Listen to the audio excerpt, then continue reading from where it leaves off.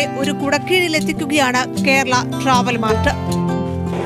വിദേശികളെയും സ്വദേശികളെയും കേരള ടൂറിസത്തിന്റെ വൈവിധ്യങ്ങൾ പരിചയപ്പെടുത്തിയ 3 ദിനങ്ങൾ. ഉത്തരവാദിത്ത ടൂറിസത്തിന്റെ ചെറുമാതൃകകൾ മുതൽ റിസോർട്ടുകൾ വരെയുണ്ട്.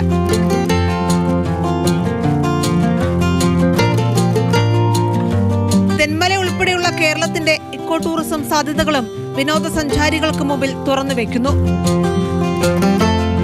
തെന്മലയിൽ പ്രധാനമായിട്ടും നമ്മൾ സജ്ജീകരിച്ചിരിക്കുന്നത് നമുക്ക് ഒരു ടൂറിസ്റ്റ് വന്ന് നമ്മൾ താമസ സൗകര്യം ഉപയോഗിക്കാം. ടെൻറ്റഡ് ക്യാമ്പ്സ് അങ്ങനെയുള്ള താമസ സൗകര്യങ്ങളുണ്ട്. നേച്ചറുമായിട്ട് ഏറ്റവും ഇൻറ്ററാക്ട് ചെയ്യുന്ന രീതിയിലാണ് നമ്മളവിടെ വിഭാവനം ചെയ്തിരിക്കുന്നത്.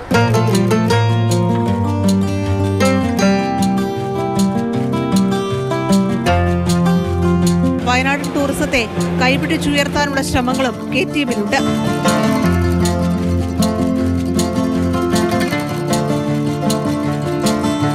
വയനാട്ടിലെ ടൂറിസം സീസണാണ് ഇനി വരുന്നത്. ഒക്ടോബർ, നവംബർ, ഡിസംബർ എന്നുള്ളത് നല്ല സഞ്ചാരികൾ തന്നെ ഞങ്ങൾ പ്രതീക്ഷിക്കുന്നു.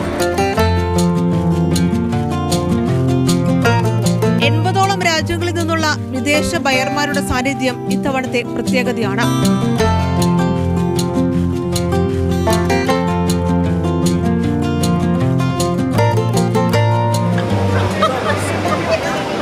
കേരളത്തിന്റെ വിനോദസഞ്ചാര മേഖലയെ അടുത്തറിയാൻ കഴിഞ്ഞുവെന്നാണ് കേരള ട്രാവൽ മാർട്ടിലെത്തിയ വിദേശികളുടെയും പ്രതികരണം.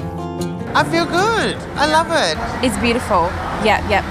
Love the whole experience, the food, the culture, the history. It's just been absolutely amazing. Wellington ഐലൻഡിലെ കേരള ട്രാവൽ മാർട്ടിലേക്ക് അവസാന ദിനമായി ഇന്ന് പൊതുജനങ്ങൾക്ക് പ്രവേശനം സൗജന്യമാണ്. മാതൃഭൂമി ന്യൂസ്, കൊച്ചി.